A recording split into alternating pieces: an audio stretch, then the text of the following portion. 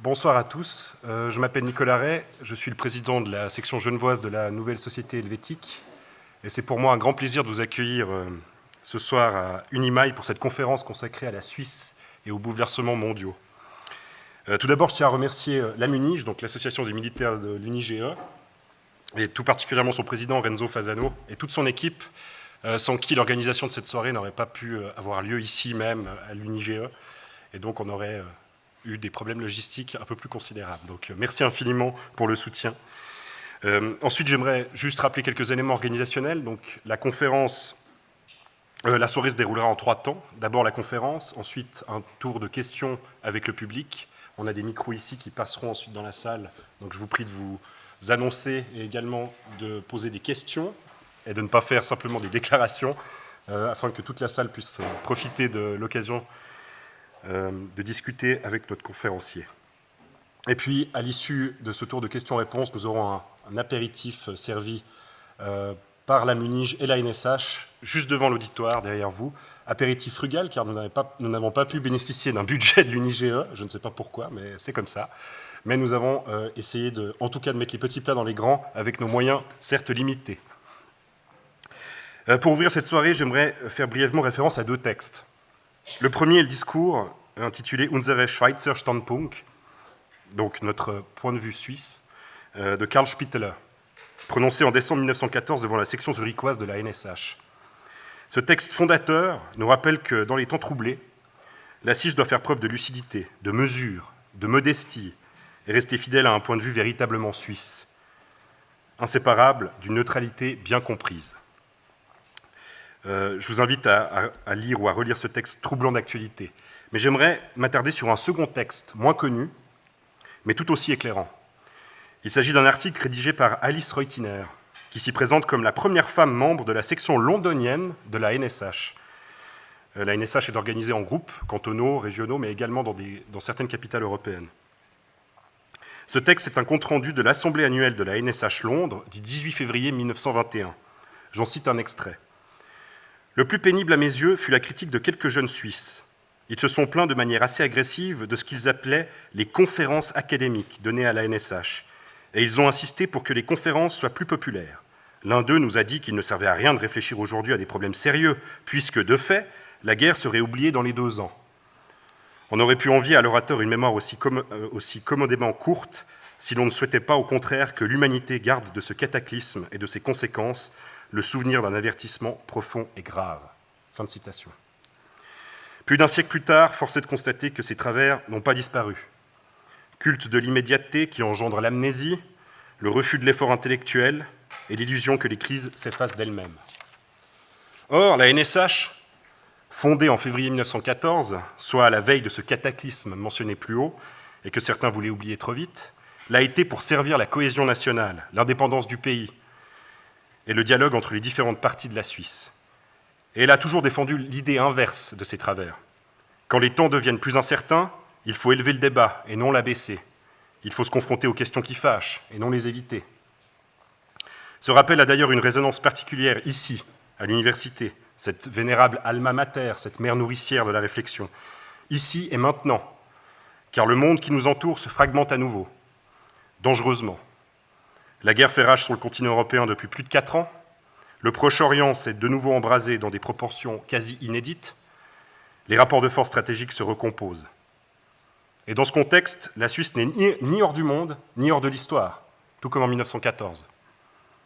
C'est pourquoi la conférence de ce soir importe. Et votre présence en nombre ce soir le confirme. Pour nous aider à éclairer ces questions, nous avons l'honneur d'accueillir ce soir Jacques Pittelou, diplomate suisse de premier plan. Il a eu un parcours exceptionnel, à la croisée des affaires étrangères, du renseignement, de la sécurité et de la stratégie d'État.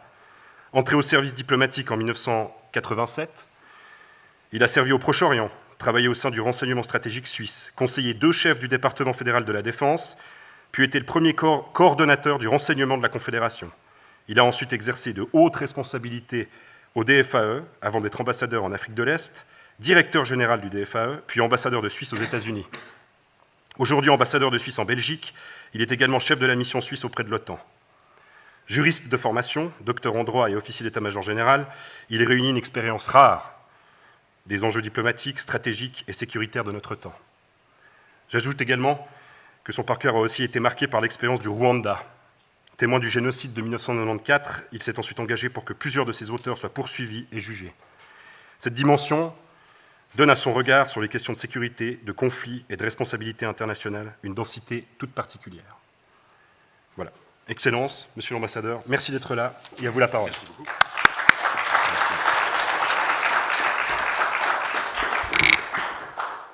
Mesdames et messieurs, bonsoir, et je suis très honoré et très flatté d'être invité à vous parler aujourd'hui.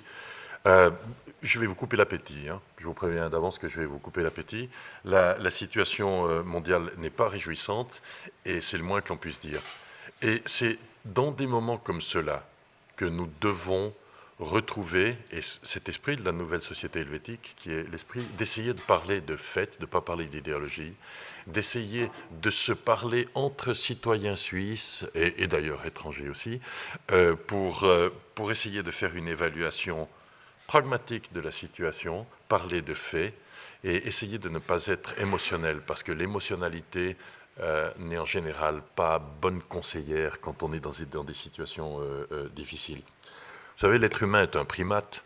Si vous observez un groupe de chimpanzés au moment où il y a un danger qui se manifeste, la première réaction, c'est qu'ils s'attaquent les uns les autres, surtout les mâles, il faut dire.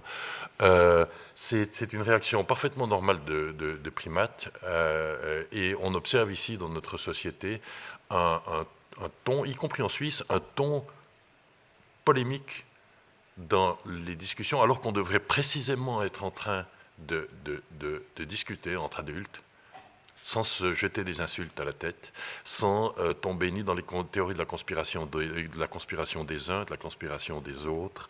Ce serait le moment plus que jamais d'être unis, et d'être unis même au-delà de nos différences et de nos différences idéologiques. Le monde va mal.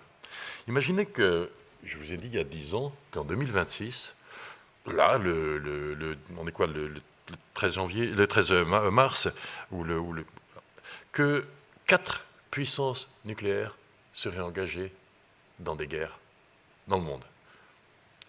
Faites le compte, parce qu'il y en a une qu'on oublie toujours. Hein, à côté d'Israël, la Russie et des États-Unis qui sont en guerre actuellement, il y a aussi le Pakistan qui est dans une petite guerre avec l'Afghanistan. D'ailleurs, il y a 2 mois, il y avait 2 puissances nucléaires qui étaient en guerre l'une contre l'autre, l'Inde et le Pakistan.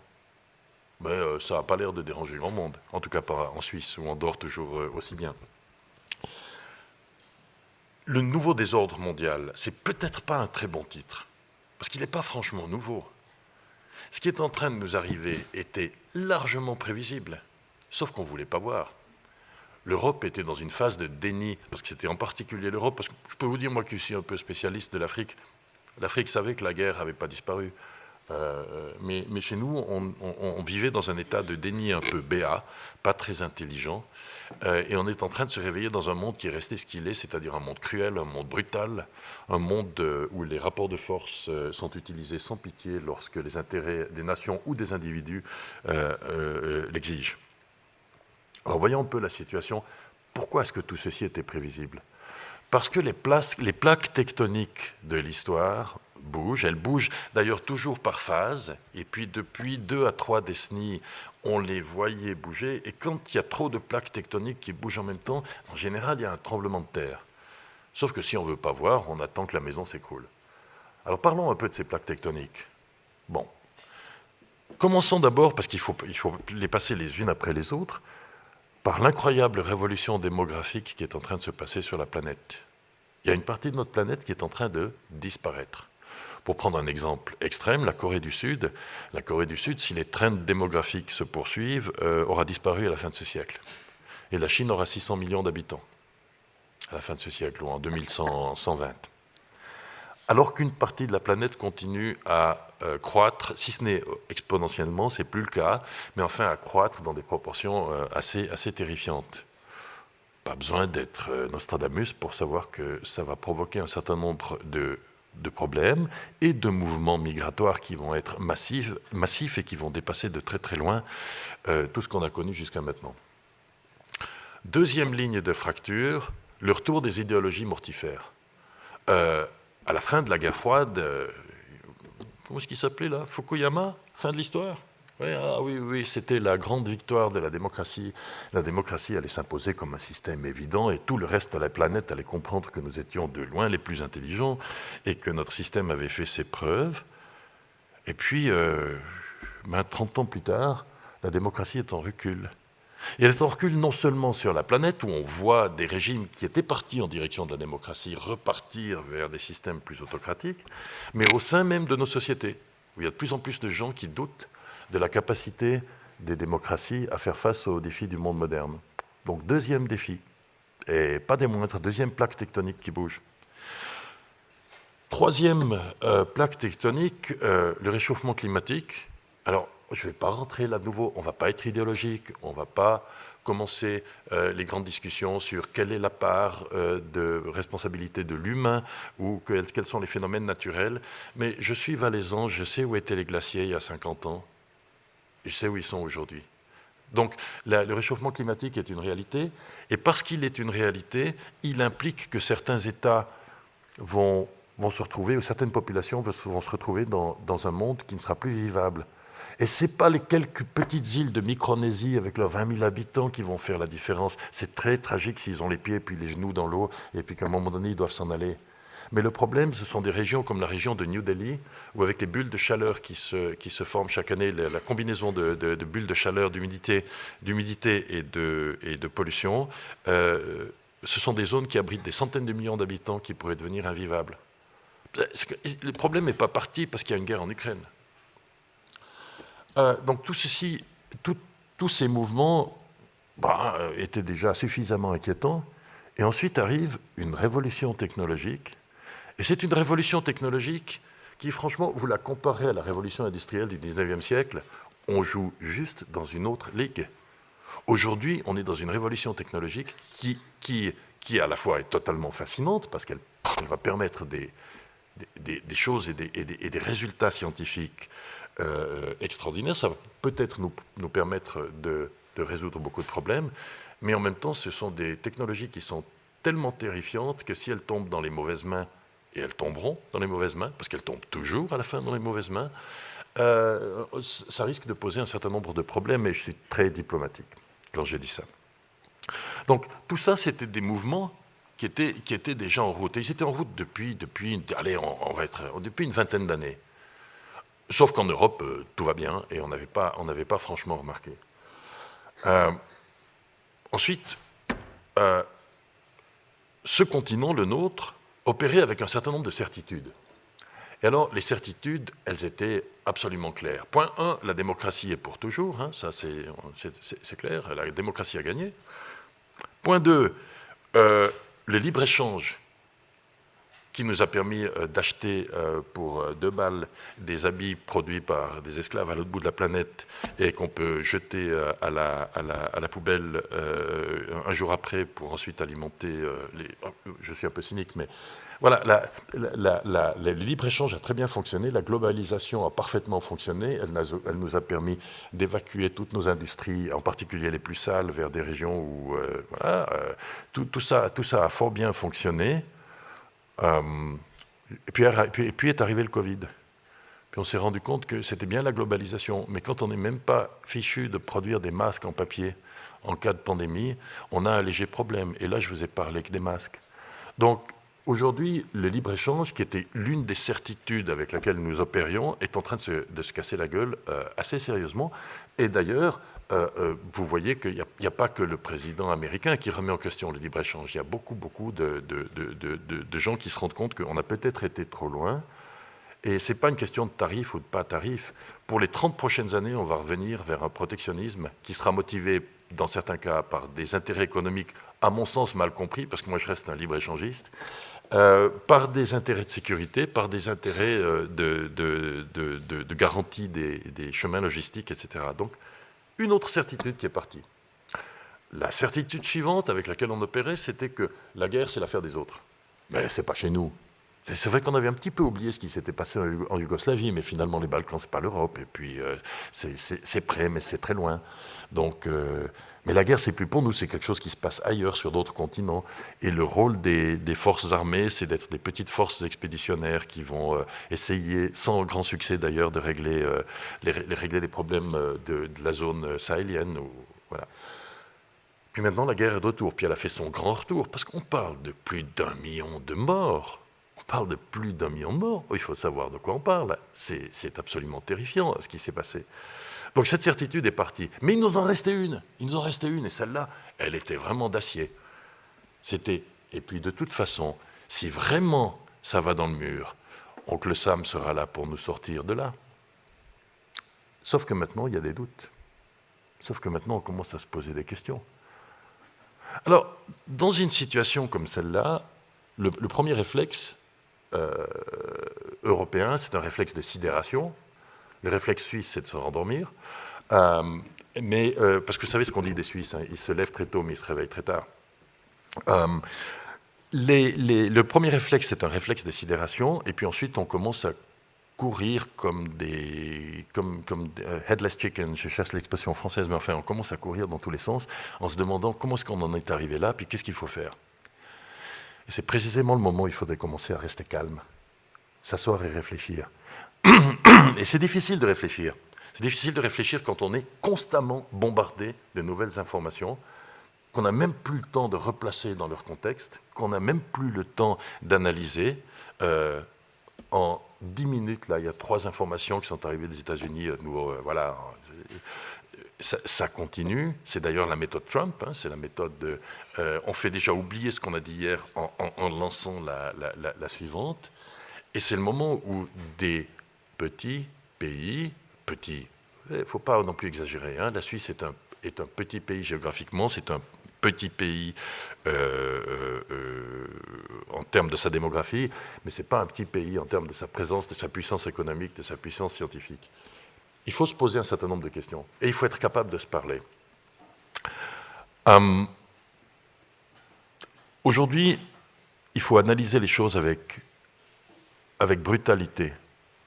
Il y a un certain nombre d'acteurs internationaux qui ont décidé qu'on allait revenir à la politique de la force. C'était prévisible, on pouvait le voir venir, on n'a juste pas voulu le voir venir. Je commence par l'agression russe contre l'Ukraine. Je sais bien qu'on essaye, et il y a d'ailleurs pas mal de relais qui vont vous expliquer qu'en fin de compte, ce sont les Russes qui sont les victimes d'une agression qu'ils n'avaient pas voulu, et qu'en fait, ils ont été poussés dans cette dernière extrémité par l'opération d'encerclement de l'OTAN qui voulait les... Bon, soyons sérieux. Soyons sérieux. Quand on vient du domaine du renseignement, qui est celui qui était le mien pendant un certain temps, on analyse un certain nombre de choses. D'abord, 1, les intentions, 2, les moyens, et 3, le timing. Alors commençons par les intentions. Pour connaître les intentions d'un dirigeant politique, ce serait peut-être bien de commencer par écouter ce qu'il dit. Parce que je sais bien que les politiciens mentent toujours, mais assez souvent, ils disent ce qu'ils vont faire et après, ils font ce qu'ils ont dit. Vladimir Poutine a dit en 2007 ce qu'il allait faire, à Munich. Et il n'a cessé de le répéter depuis. La fin de l'Union soviétique était la plus grande catastrophe géopolitique du XXe siècle. C'est pas moi, je le cite, hein, je le cite. Tous ceux qui étaient sous le joug soviétique, d'ailleurs, ont immédiatement applaudi, hein, c'est sûr. 2, alors, les intentions, elles étaient claires, et depuis, on a cessé de répéter que l'OTAN avait tout fait pour entourer l'Union soviétique, enfin, la Russie. Dans leur tête, c'était encore l'Union soviétique. La réalité, c'est que tous les pays qui ont demandé à rentrer dans l'OTAN, ils ont demandé à rentrer dans l'OTAN parce qu'ils avaient peur ni des Américains ni des Suisses. Bon. Donc c'est eux qui ont demandé à rentrer et ce n'était pas une stratégie pour essayer d'annihiler la Russie. Deuxième chose, les moyens. Quand un pays qui a le produit intérieur brut, même pas de l'Italie, alors qu'il couvre une proportion de la planète qui est quand même considérable et qu'il est assis dans un océan de pétrole et de gaz, et qu'il n'arrive pas à produire plus que le PIB de l'Italie. Quand un pays comme celui-là se permet des forces armées complètement démesuré par rapport à la menace réelle, parce qu'il n'y a personne qui allait attaquer la Russie, en tout cas pas l'OTAN. Avec quoi, d'ailleurs? Ils n'avaient plus rien. Bon. En général, quand un pays comme ça militarise à fond, c'est un cas de use it or lose it. On se prépare, on acquiert un appareil militaire parce qu'on a l'intention de l'utiliser. C'était clair, ça se voyait. Troisième chose, timing. Le timing, c'est essentiel. À quel moment est-ce qu'on vient? On vient au moment où l'Occident est au plus faible. Au moment où, dans sa phase de déni BA, avec les petites licornes roses qui courent dans tous les sens, l'Europe s'est complètement désarmée et a complètement, en quelque sorte, délocalisé sa sécurité au grand cousin américain, en lui faisant une confiance absolue. Parce que, alors donc le timing là, il était bon. C'était vraiment le bon moment pour l'attaque. C'était vraiment le bon moment. Ça n'a pas marché. Ça n'a pas marché. Il y avait ces gens, comment est-ce qu'ils s'appellent déjà? Les Ukrainiens, ouais, qui n'étaient pas entièrement d'accord. Et puis au lieu d'être une opération qui a duré 3 jours, une opération militaire spéciale, ça fait 4 ans que des gens sont envoyés dans la machine à tuer, sans aucun résultat stratégique tangible, et puis au prix d'une catastrophe humaine, d'une catastrophe écologique, d'une catastrophe économique aussi bien pour la Russie que pour l'Ukraine. L'Europe se réveille tout d'un coup, et c'est là qu'elle s'aperçoit que, bon, sous Joe Biden, les Américains sont avec nous, puis tout d'un coup, il n'est plus là, et puis on se dit, il va falloir créer une défense européenne. Alors, créer une défense européenne, c'est intéressant. Sur un continent qui a aboli la conscription depuis très longtemps, et tout d'un coup, il va falloir expliquer, à part quelques pays, curieusement, ceux qui étaient assez proches de la zone dangereuse, la Finlande, les pays baltes, etc., eux n'avaient pas tout à fait baissé la garde. Le reste de l'Europe avait complètement baissé la garde. Aujourd'hui, si vous voulez créer une armée européenne, ou relancer l'industrie de l'armement européenne, vous pouvez produire des chars, des canons, des fusils, des avions. Les Européens sont capables de faire ça. Mais il y a quelque chose qu'ils ont délégué aux Américains depuis très longtemps, à vrai dire, parce que c'était déjà le cas pendant la guerre froide. C'est tous les systèmes de conduite, de communication, d'acquisition du renseignement, de targeting, tout ce qui fait que les armées peuvent être engagées de façon efficace. Et ces technologies-là ne sont que américaines. Je vous donne juste un exemple. L'Europe a 300 satellites en orbite basse, et Elon Musk en a 3000. C'est un privé, hein? C'est un privé. Donc on n'a pas l'appareil. Et vous avez bien vu d'ailleurs que pendant la très courte phase de 2 à 3 jours, durant laquelle le président Trump a interrompu l'accès des Ukrainiens aux renseignements américains, ils étaient aveugles. Donc en fait, tout le monde dépend des Américains. Tout le monde dépend des Américains. Et si on veut reconstruire une machine équivalente européenne, c'est certes des centaines de milliards d'investissements, mais c'est surtout du temps que l'Europe n'a pas. Parce que la technologie, elle pourrait la développer. Il faut pas, on n'est pas plus bête que les autres. On a aussi de bonnes universités, on a aussi de bonnes... Donc l'Europe est otage, en quelque sorte, de sa relation avec les États-Unis. Et elle essaye désormais de créer une défense européenne. Alors commençons par une réflexion un peu, et là de nouveau, factuelle et cynique. Vous voulez faire une défense au niveau continental, en Europe. Vous allez devoir mettre dans la même organisation des pays qui aujourd'hui sont dans l'OTAN et l'Union européenne, des pays qui sont dans l'Union européenne mais pas dans l'OTAN, des pays qui sont ni dans l'un ni dans l'autre, voilà, et la France. Non, je plaisante. Mais c'est plutôt compliqué. C'est plutôt compliqué. Les intérêts nationaux sont toujours là, les intérêts industriels sont toujours là. Quand vous avez les Grecs et les Turcs dans la même organisation, respectivement les Hongrois et les Polonais, c'est pas extrêmement facile. Et s'imaginer qu'on va pouvoir créer rapidement une vraie force européenne, parce que tout le monde dit « oui, mais les Européens sont 500 millions, et puis de toute façon, en termes de puissance économique, ils sont 15 fois la Russie. » Oui, mais c'est la légende des Horaces et des Curiaces. Hein.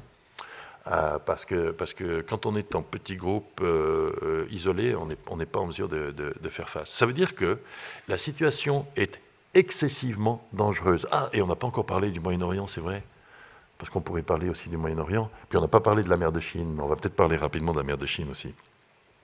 Au Moyen-Orient, on est dans une situation où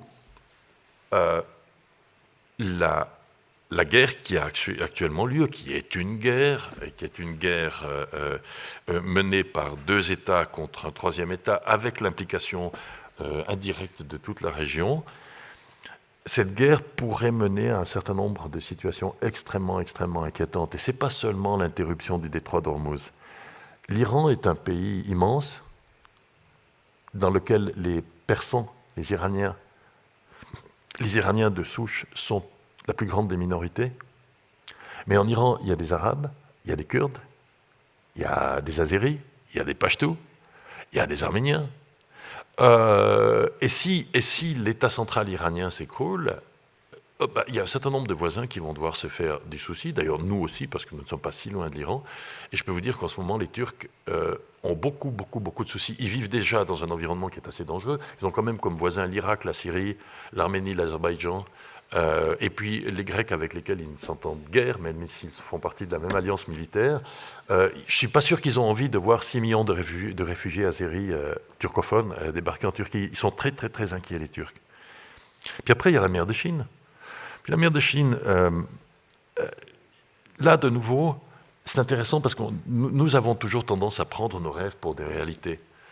Souvenez-vous de tous ces spécialistes qui nous disaient, y compris à la télévision, un jour avant l'attaque russe contre l'Ukraine, mais les Russes sont rationnels, ils ne vont pas faire ça.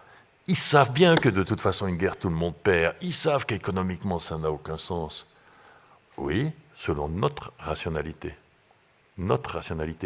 Mais je vous rappelle quand même que l'époque coloniale est loin derrière nous et que la rationalité européenne, aujourd'hui, c'est plus la norme sur la planète. Aujourd'hui, c'est une autre rationalité. Les autres rationalités ont aussi leur place.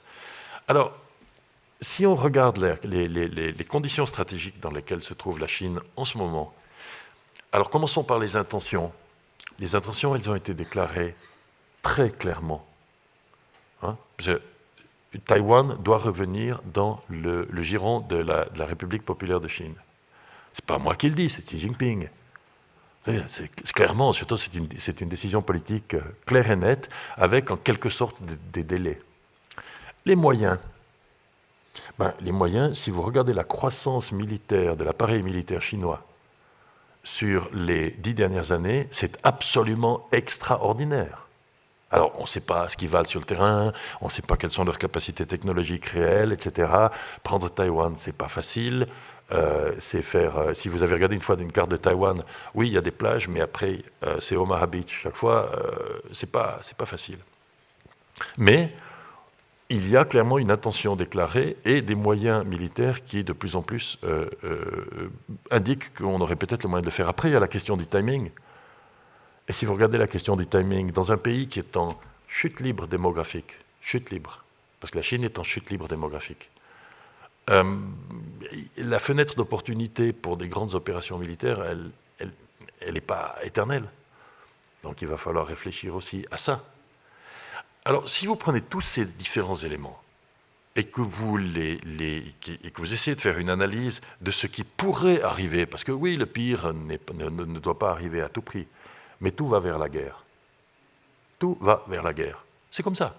C'est une réalité, c'est l'histoire qui reprend le dessus.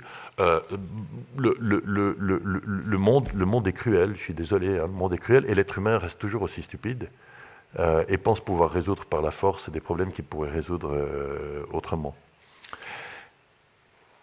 Et dans un débat, dans un pays comme la Suisse, qui est un pays qui a depuis longtemps baissé la garde en termes de défense, y compris de défense psychologique c'est très difficile de tenir ce discours, parce que vous faites toujours tout de suite accuser « Ah, vous êtes un va-t-en-guerre ».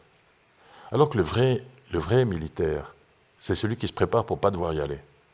C'est lui qui se prépare pour que l'adversaire ne soit pas tenté de venir, parce que ça coûte trop, parce que ce serait trop cher.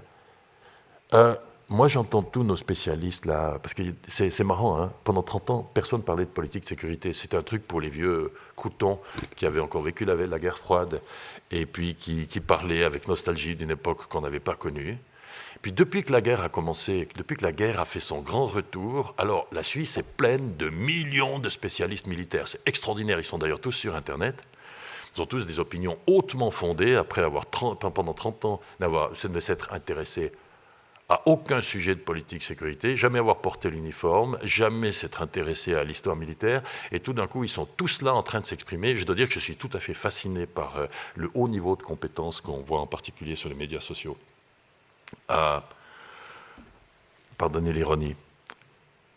Bon, c'est pas comme ça qu'on va résoudre les problèmes. On va résoudre les problèmes en essayant de faire une analyse froide de la situation.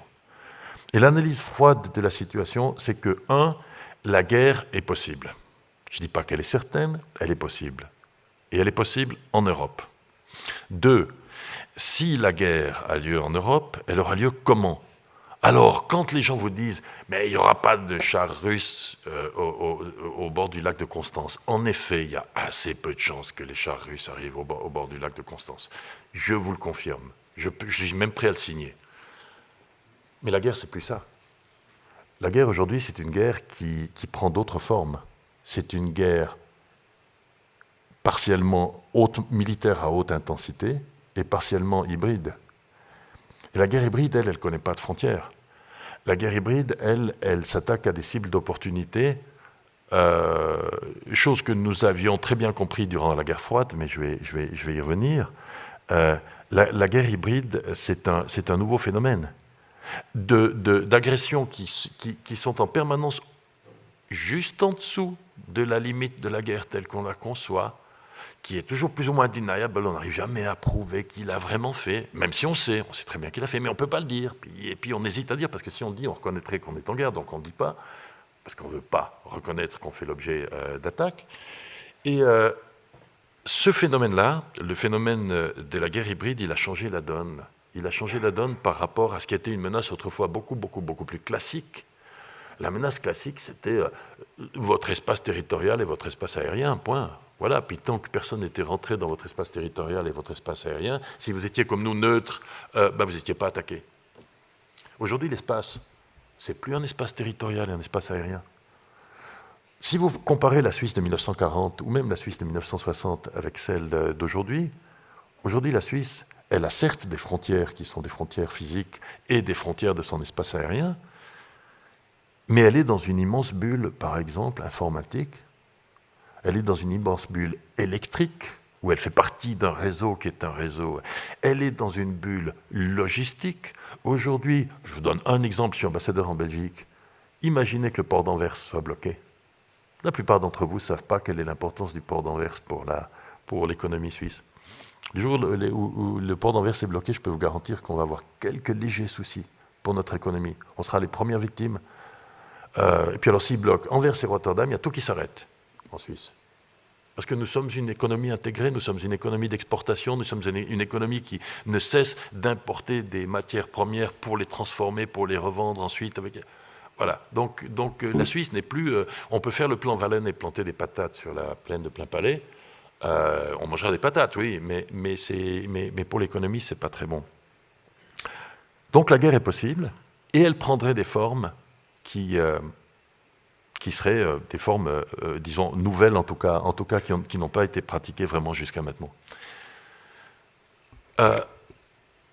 Durant la guerre froide, la Suisse avait... Parce que bon, il faut remonter un petit peu plus loin dans l'histoire. La politique de sécurité de la Suisse se distingue par une constance absolument extraordinaire, avec une exception. En 1799, on n'était pas prêt. En 1871, on n'était pas prêt. En 1914, on n'était pas prêt. En 1940, on n'était pas prêt. Et maintenant, on n'est pas prêt. Mais pendant la guerre froide, on était prêt. Parce qu'il y avait un certain nombre de gens qui avaient réfléchi aux leçons de la Seconde Guerre mondiale et qui avaient fait le constat suivant, et qui était un constat factuel, froid, cynique. 1, la Suisse est neutre, elle va le rester. Bon. Et franchement, de toute façon, même s'il y avait dans cette salle ou ailleurs des gens qui souhaitaient l'adhésion à l'OTAN, vous savez tous aussi bien que moi quel serait le résultat d'une votation populaire. Donc il ne faut pas faire des plans sur la comète. La Suisse est neutre et elle va rester neutre. Deuxième point, on doit, et c'était la doctrine de l'époque, faire en sorte que le prix de l'utilisation du territoire suisse ou de l'espace aérien suisse soit tellement élevé que l'adversaire potentiel, dont on savait tous très bien que c'était l'Union soviétique, et d'ailleurs, le GSSA se moquait de nous en disant « mais tout ça, ce sont des idées ». Puis après, on a trouvé les plans. On a trouvé les plans après la chute de l'Union soviétique, donc peut-être qu'on n'avait pas tout à fait tort. La Suisse aurait pu faire l'objet d'une opération de contournement au cas où les Soviétiques auraient été bloqués par l'OTAN. C'était d'ailleurs les pauvres Tchécoslovaques et les pauvres Allemands de l'Est qui se seraient tapés la défense suisse. La doctrine de l'époque, ça a été on va rendre le prix juste tellement élevé que... Alors, on disait on avait un soldat derrière chaque sapin, tous les ponts étaient minés, tous les tunnels étaient minés, on avait plus de chars que la France, plus d'artillerie que l'Italie, plus d'avions que la Suède. Et puis, en fait, on mettait un prix tellement élevé que le général de corps d'armée soviétique, il aurait dit, bon, on passe ailleurs. Ça ne vaut pas la peine, il faudra utiliser 30 divisions, ça ne vaut pas la peine. C'était un bon calcul, c'était intelligent. Et non seulement c'était intelligent, mais de surcroît, c'était une tentative qui, je pense, aurait fonctionné en cas de conflit européen, d'éviter la guerre à la Suisse, en étant prêt.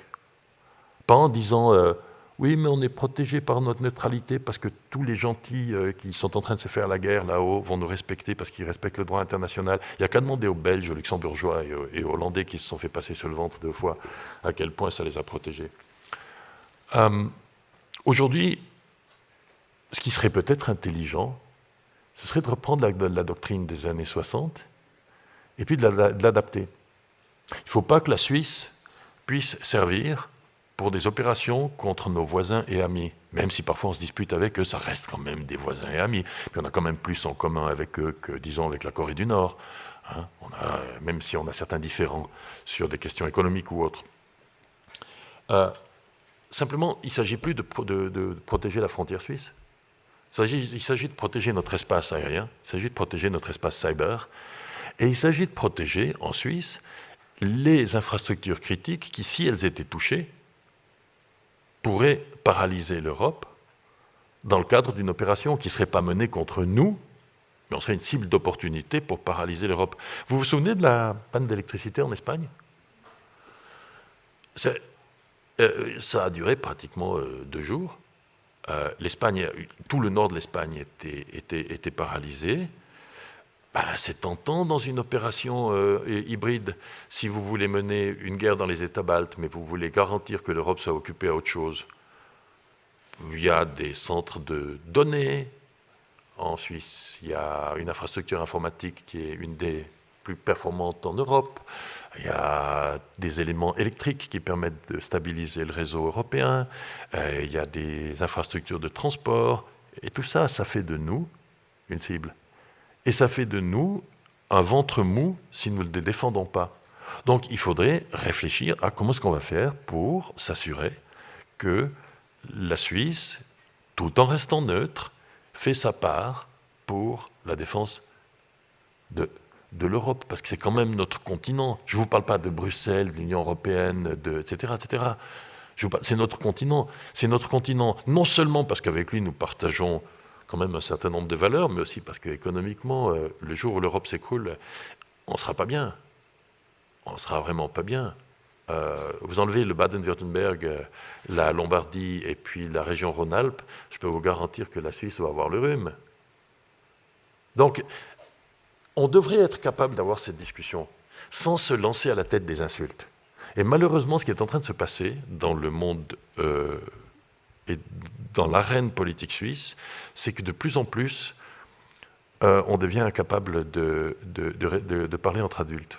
Alors, ayant toujours été dans l'orbite militaire et l'orbite du renseignement, je suis habitué à me faire traiter de fasciste et de militariste qui ne rêve que d'une chose, de voir couler le sang. À la différence de tous ces gens qui parlent de ça, moi je l'ai vu couler le sang. Et puis plus que j'aurais jamais voulu le voir. Et je peux vous dire que je n'ai pas envie de revoir ça. Et que c'est pour ça que je suis pour la défense. C'est justement pour ne pas revoir ce que j'ai vu, et pas seulement au Rwanda. Mais maintenant, en plus, de la droite, viennent les insultes aussi. traître à la patrie, vous voulez vendre la Suisse à l'OTAN, aux Américains, Est-ce que c'est une façon de se parler entre confédérés?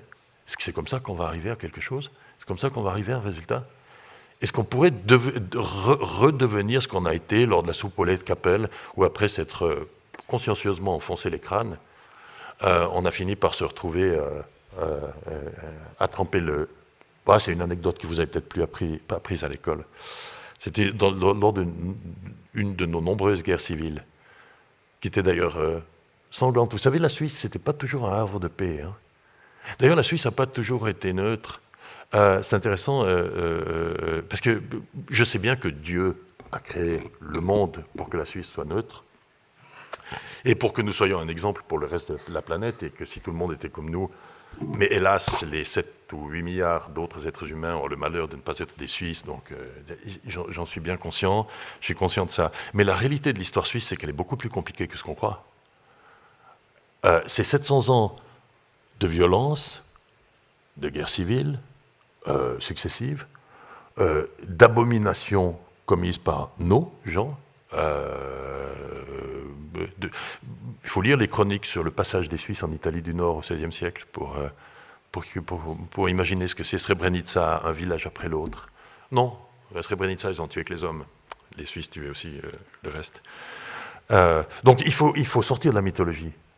Il faut sortir de la mythologie et il faut clairement se dire que on a un vrai problème, on a un problème colossal, puisque potentiellement le monde va vers une guerre d'envergure. Maintenant, il s'agit de défendre les intérêts de la Suisse. Comment est-ce qu'on va les défendre? Et le moment est venu de se parler entre adultes. Et si on peut avoir cette discussion, je pense qu'on peut sérieusement aller dans la bonne direction. Je pense qu'on peut, parce que ce pays a quand même encore cette qualité. Il a encore cette qualité. On peut encore plus ou moins parler les uns aux autres. Et avoir des différences d'opinion. Et se disputer, dans le sens romain du terme, la dispute, c'était une dispute intellectuelle où on confrontait des arguments puis on essayait d'arriver à une solution. Mais disons, on n'a plus beaucoup de temps. Hein. On n'a plus beaucoup de temps parce que le sablier coule, l'horloge tourne, la situation mondiale se détériore de plus en plus et nous continuons à ronfler, mais alors c'est assez extraordinaire. Quand on vit à Bruxelles, qu'on aime Bruxelles ou pas, qu'on aime l'Union européenne ou pas, qu'on aime l'OTAN ou pas, mais on vit à Bruxelles, c'est-à-dire un peu au centre de tous ces affres, de toutes ces affres qui sont en train de... et qu'on débarque à Zurich ou à Genève, on a l'impression de débarquer sur une autre planète. C'est extraordinaire, c'est absolument extraordinaire. On a le sentiment que, au fond, tout va bien, quoi. Parlons de nos petits problèmes confédérés, qui sont naturellement colossaux, et puis ce qui se passe sur le reste de la planète ne nous concerne pas. Le réveil va être dur, hein. Le réveil va être dur. Et donc, j'espère que... C'est pour ça que je passe pas mal de temps en Suisse pour essayer de parler de ce qui est en train de se passer dans le monde. Et je ne viens pas ni pour faire de l'alarmisme. Ce n'est pas de l'alarmisme, c'est un fait. Quoi. Je veux dire, voilà, on est dans une situation dangereuse, il faut l'aborder comme on l'a toujours fait en Suisse, avec d'abord retard, évidemment, avec retard, mais ensuite avec confiance et puis avec un certain pragmatisme. On peut encore le faire. Il faut gérer cette situation. Et ce n'est pas en s'insultant sur les réseaux sociaux et en se traitant de tous les noms d'oiseaux qu'on va réussir à le faire. Une université, c'est fait pour ça. C'est dans les universités que devrait avoir lieu le débat. Pas les actes de violence quand il y a quelqu'un qui défend une idée qui n'est pas la nôtre. Le travail que vous faites dans les différentes associations universitaires pour mener des débats sur plein de choses, aussi sur l'économie, c'est comme ça, c'est ça la démocratie. Et plus l'urgence est forte, plus le danger est fort, plus il est nécessaire de se retrouver entre gens de bien, qu'on soit de gauche, de droite, qu'on soit du centre. Et il faut se retrouver entre nous et dire on a un sérieux problème. C'est possible. Et vous seriez étonné de voir la capacité de réaction des sociétés quand les désastres arrivent. Il y a quelque chose qui a marqué les esprits au début de cette année, ce n'était pas un fait militaire, c'était la catastrophe C'était pas une catastrophe, parce que c'était un drame provoqué par une succession de fautes, en partie pénales, dont il appartiendra à la justice de déterminer qui porte la responsabilité. Je parle de l'incendie de Montana-Cran. L'incendie de Crans-Montana, ça a été d'abord un dur réveil pour nous, parce qu'on s'est rendu compte que la Suisse, pays parfait, n'était pas toujours aussi parfait, et puis que nous aussi, nous faisons des erreurs. 2, que les systèmes de sauvetage avaient extraordinairement bien fonctionné, parce qu'on avait tiré les expériences, entre autres, de l'affreux accident de car avec les enfants belges à Sierre, et que j'en veux pour preuve que les sapeurs-pompiers de Paris, qui pour moi sont quand même la référence absolue en termes de sauvetage dans ce genre de situation, ont décerné un satisfecit, plus qu'un satisfecit au système de sauvetage suisse. Mais ce qu'il y a eu d'extraordinaire aussi, c'est qu'en l'espace de 48 heures, on avait réussi à caser tous nos grands brûlés. On n'avait pas la place. En Suisse, on n'aurait jamais eu la place pour tous ces grands brûlés. On les a casés tous, en France, en Italie, en Allemagne, en Belgique. Et ces gens étaient, et j'en viens à un mot qui provoque la colère, quand, en tout cas chez certains fétichistes de la neutralité, ils étaient interopérables. Parce que tous les spécialistes des grands brûlés en Europe se connaissent. Ils ont tous étudié ensemble, ils ont tous travaillé ensemble, ils ont leurs procédures, ils n'ont pas attendu qu'on déclenche. Après, le système a été déclenché, mais les téléphones étaient déjà en route bien avant que le système européen soit déclenché. Tous ces gens se parlaient. On est capable de réagir, on est capable d'être bon, on est capable de faire face à des défis, mais pour ça, il faut les aborder comme des professionnels. Ce qu'ont fait les spécialistes des grands brûlés. Et j'ai passé tout mon mois de janvier à passer d'un centre de grands brûlés belge à un autre pour rendre visite aux victimes. Ce n'était pas le meilleur mois de ma carrière diplomatique. Mais ce que j'ai vu en termes de professionnalisme, ce que j'ai vu en termes de collaboration, ce que j'ai vu en termes de qualité de soins médicaux, et puis du médecin belge qui me disait « Ouais, mais moi, à l'hôpital de Sion, je connais, j'ai travaillé. » L'autre qui disait « Moi, j'ai fait ma formation au CHUV. » Et ainsi de suite. « Ah, mais on a parlé avec les collègues allemands. Eux, ils se connaissent tous. » On peut faire des choses comme ça. On ne trahit pas la Suisse ni la neutralité quand on parle entre spécialistes. Et ça, c'est ce qu'on va essayer de faire d'ailleurs dans le futur. Je me résume, parce que j'ai déjà été très long. L'heure est grave. L'heure est vraiment grave. La situation pourrait mener à une catastrophe planétaire, une nouvelle catastrophe planétaire. L'Europe, pour l'instant, en tant que continent, je ne parle pas d'entité politique, hein, l'Europe n'est pas prête à faire face, et la Suisse encore moins. Et donc, il est temps de se réveiller, il est temps de discuter entre adultes, et c'est pour ça que j'aimerais ouvrir maintenant le champ des questions. Merci beaucoup.